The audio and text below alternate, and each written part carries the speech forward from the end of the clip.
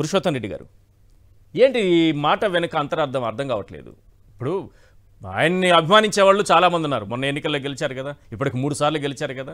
అంటే చంద్రబాబు నాయుడు గారి కోసం ప్రాణాలు ఇచ్చేవాళ్ళు ఉన్నారు నాకు తెలిసినంత వరకు.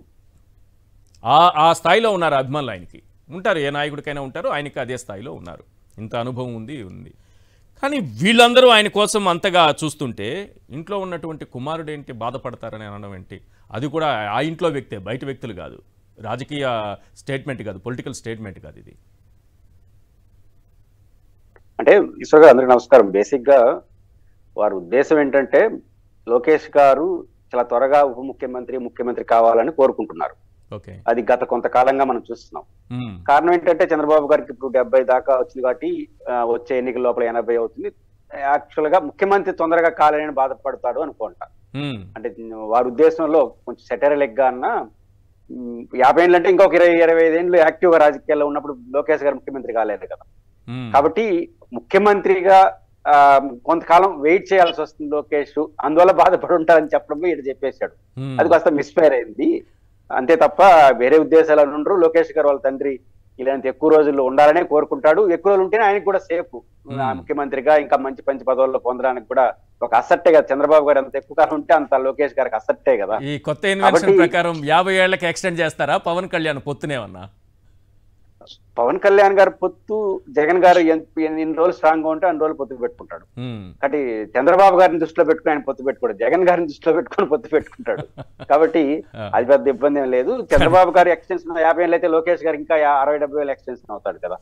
కాబట్టి లోకేష్ గారు ఆయన ఉద్దేశంలో తొందరగా ముఖ్యమంత్రి అయిపోవాలనుకుంటాడు కదా, అది కొంత లేట్ అవ్వచ్చేమో అని బాధపడతాడు. ఇన్వెన్షన్ ఇవన్నీ పక్కన పెడదాం సార్, అంత తొందర పడుతున్నారా? మరి తొందర పడుతుంటే ఎందుకు ఇవ్వలేకపోతున్నారు డిప్యూటీ సీఎం పవన్ కళ్యాణ్ గారు? ఆల్రెడీ గ్రీన్ సిగ్నల్ ఇచ్చేసారు కదా, 15 ఏళ్ళు ఏం జరిగినా మీతోనే ఉంటారని. అంటే కూడా గ్రీన్ సిగ్నల్ వచ్చినట్టే కదా.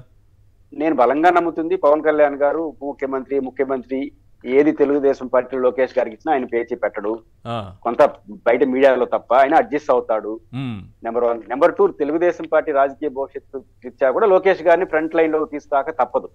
దగ్గుపాటి గారికి ఎవరు చెప్పారో, ఏ సైంటిస్ట్ చెప్పాడో తర్వాత ఇష్యూ. మనకు కనబడుతున్నంత వరకు చంద్రబాబు గారు వచ్చే ఎన్నికల తర్వాత గైడ్ చేసే పాత్రలోనే ఉండక తప్పదు. ఎందుకంటే జగన్మోహన్ రెడ్డి గారు ఒక పవర్ఫుల్ పర్సనాలిటీ 50 ఏళ్ల చుట్టూ ఉన్నాడు.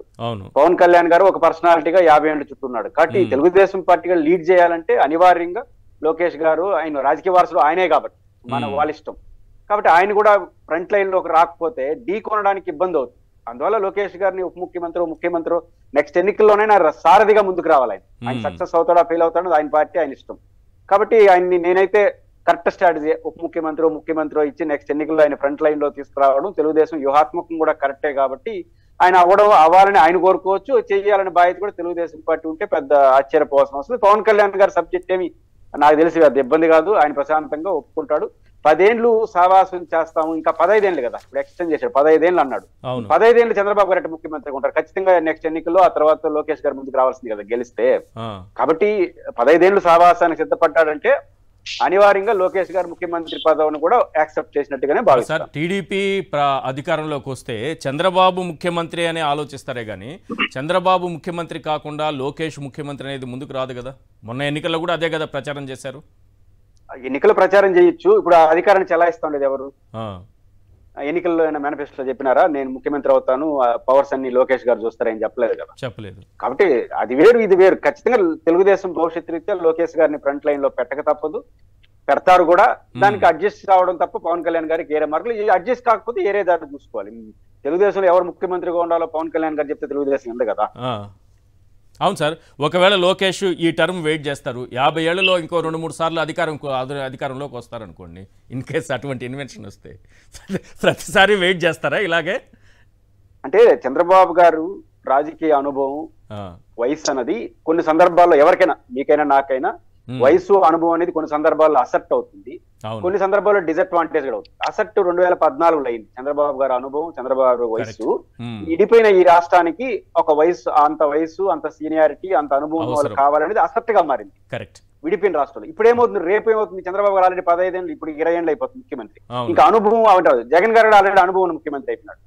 కాబట్టి ఇంకో పక్క అనుభవం ఉన్న ముఖ్యమంత్రి జగన్ గారు ఉన్నారు కాబట్టి యంగ్ పర్సనాలిటీ కాబట్టి రాబోయే కాలంలో ఇంకా 20 ఏళ్ళు అయింది వ్యతిరేకత రావాల్సిన అవసరం కొత్త జనరేషన్ వస్తా ఉంది కదా, వాళ్ళకి అవకాశం ఇద్దాం, ఇంకా ఎంతకాలం మీరే ఉంటారనే చర్చ కూడా వస్తుంది కాబట్టి ఈ రెండింటిని బ్యాలెన్స్ చేయాలంటే అనివార్యంగా లోకేష్ గారు, వాళ్ళు ఎవరు అనుకుంటే వాళ్ళు లోకేష్ గారిని వాళ్ళు అనుకుంటున్నారు కాబట్టి అనివార్యంగా లోకేష్ గారిని ఫ్రంట్ లైన్ లో పెట్టక తప్పదు.